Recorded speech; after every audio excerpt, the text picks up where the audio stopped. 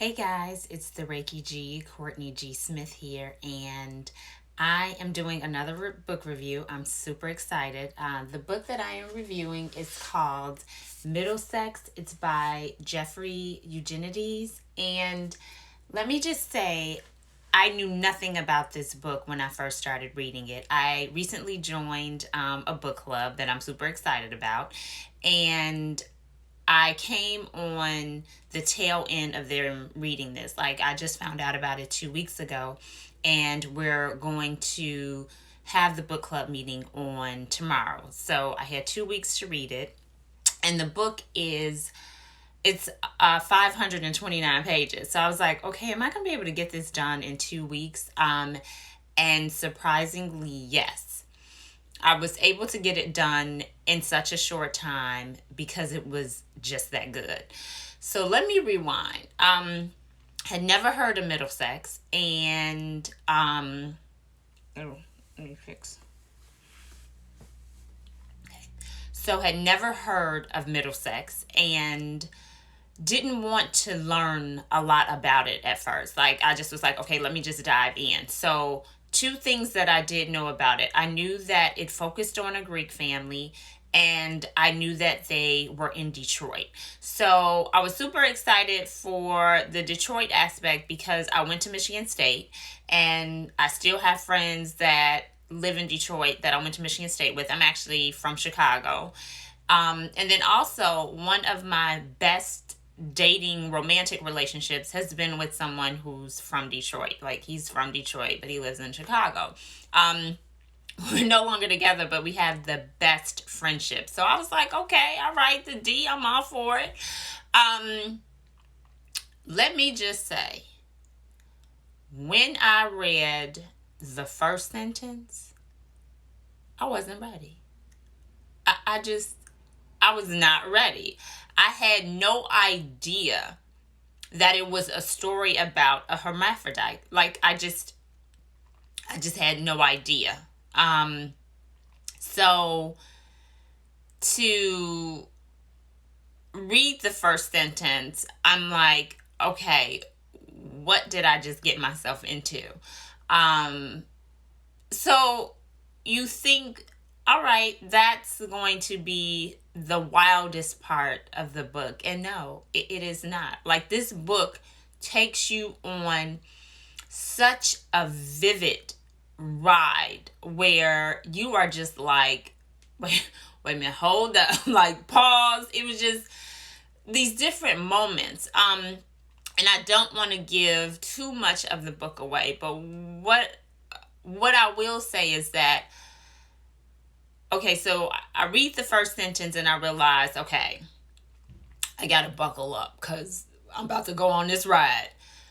But then I get to a part where the Nation of Islam comes in, and I was like, oh, hell no.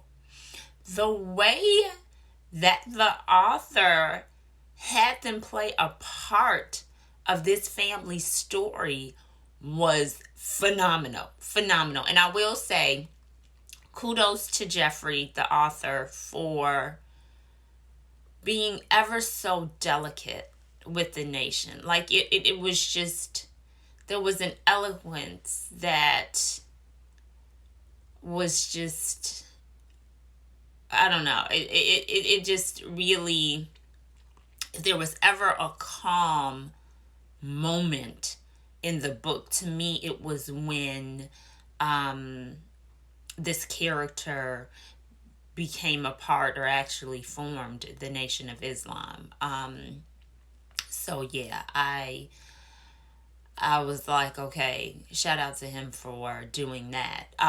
So then I'm reading and I'm like, okay, when I get to that part, I'm like, oh yeah, no, this is about to be wild. And it is. And one thing that did stand out to me is that, okay, so the character is a hermaphrodite as a result of inbreeding. And at first, you're like, oh my God, like, oh, these people are inbreeding.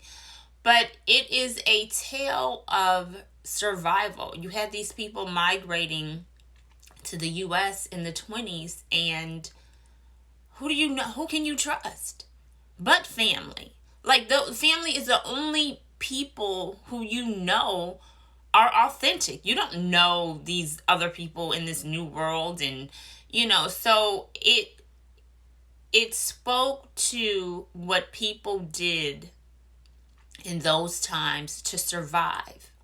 And I don't think we really discuss it a lot, but what we will talk about is how when now, especially with this building of the wall, and we have to keep these people out, and Mexicans are this or Mexicans are that, but we don't really extend to them compassion about how them trying to come over to the US is just part of survival for a lot of them. So it was just interesting how all of a sudden, when we're talking about present day, we just forget about all of the compassion and understanding that was extended to people years ago when they came over to the US.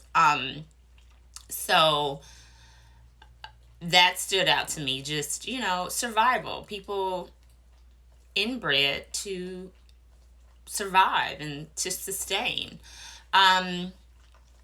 Something else that stood out to me is that the people or the family members who were not part of the inbreeding always seemed to be on the outside, and always seemed to come up with a plan to exit the family in a way where it's like, you'll not hear from me again. So it just made me wonder if they could just sense how, because this family was so close on so many levels, like literally you're inbreeding, I don't think it gets any closer than that, if they just felt like they were on the outside and just felt like they just would never have really peace and happiness within the family. So that stood out.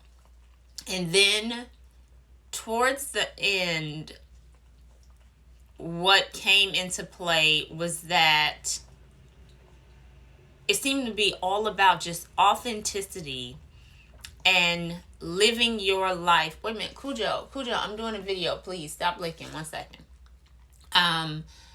It just seemed to be about just authenticity and being true to yourself. So, the character grew up as a girl, but then at, I believe it was like 14, decided, no, who I am is this boy and this male, and that's how I want to live my life. And when that authenticity came to play was when the character was down and out, what people would call living grimy, just in the gutter. But it was like those people, the people that we write off on society, or the people who we look down on, or who we think just are out here doing this horrible, immoral stuff. That is the group that embraced the main character and gave him his power and his voice, and allowed for him to be who he felt he was in his heart. And Cujo, wait 1 second, I'm almost done. And in that, his authenticity allowed for his grandmother, who was also related to him in another way because they were all inbreeding, but allowed for her to be at peace and to speak her truth before she died, because she had been holding in this secret, that in my opinion, I think the secret aged her, and just the worry from it caused just so much strife. Like, it literally, it was like she was not set free from it until she was almost dead. Like, she was, her life had just kind of manifested into this just sadness. But then her grandchild was able to set her free. Just to know that when she did die, hopefully there was just this sense of peace. So yes, I would highly recommend you read the book. Again, it is Middlesex by Jeffrey Eugenides. Easily top 5 books I have ever read. Easily top 5, maybe top 3. Like, it was just a really, really good piece of fiction. So that's my review. Go out and read it and let me know your thoughts.